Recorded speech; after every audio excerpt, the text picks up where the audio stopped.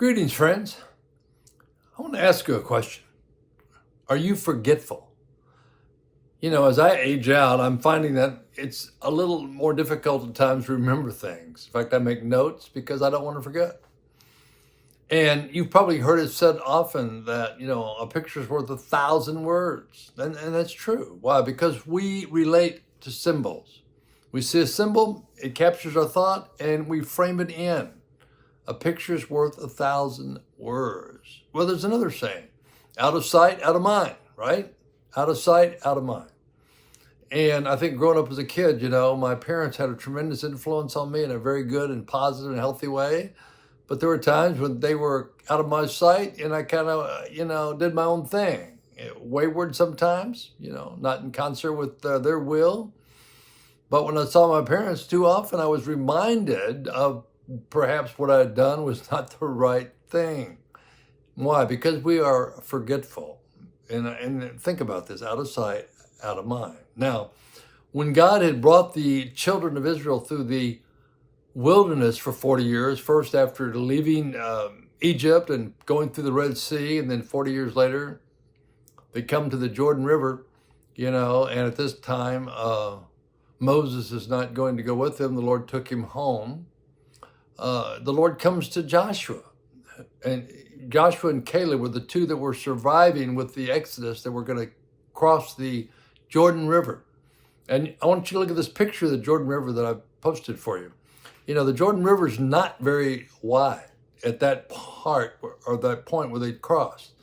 In fact, in 2010, I was there and I baptized about 60 people with someone else in the Jordan River.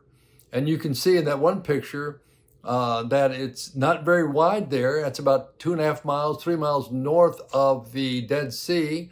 In fact, in that region where I was doing those baptisms, where it's very narrow, you can see it's very, very muddy. The water was just brown. In fact, during the baptism, there was a dead rat that floated by. That was a very brackish water. So that's the Jordan River, where Joshua and the children of Israel passed over according to tradition. But the Lord said to Joshua, look, I want you to do something. Before the ark goes in with the priest carrying it, I want you to have 12 men, one from each of the 12 tribes, go in before the ark, and as the water parts, and I want them to take a big stone and put it on their shoulder and walk across to the other side. And then I'm going to have those 12 stones by those 12 men carried from the middle of the Jordan River where the people are going to cross to put up a monument. Why? Because I want them to remember what was done on this day. In fact, I'm going to read a portion from Joshua chapter 4. It says, in the future, when the children ask you, this is Joshua speaking to the men, what do these stones mean?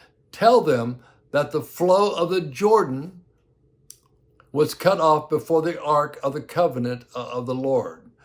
When it crossed the Jordan, the waters of the Jordan were cut off. And these stones are to be a memorial to the people of Israel forever. Why? Because God wanted them to remember.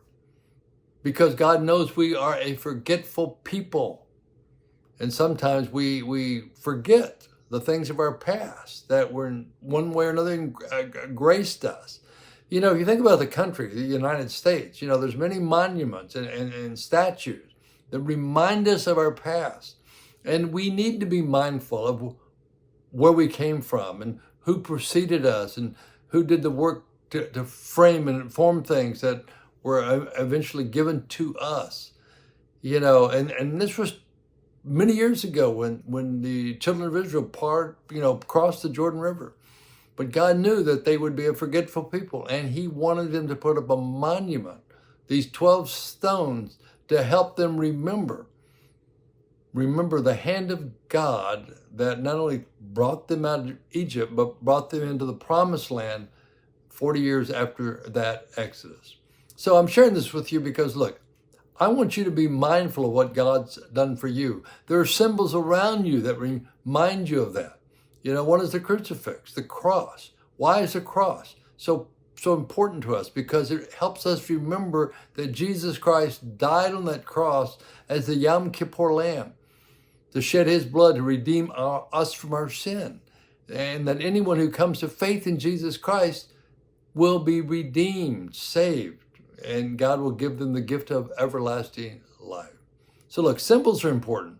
Pictures do paint 1,000 words. And God understands that we are sometimes forgetful, out of sight, out of mind. But it's important to understand that God is still there, will be there forever and ever. And his love for you never fails. And is so clearly displayed at the cross where Jesus Christ died for your sin to give you the gift of everlasting life. Just go back to John 3:16. For God so loved the world that he gave his only begotten Son, that whoever believes in him will not perish but have the gift of everlasting life.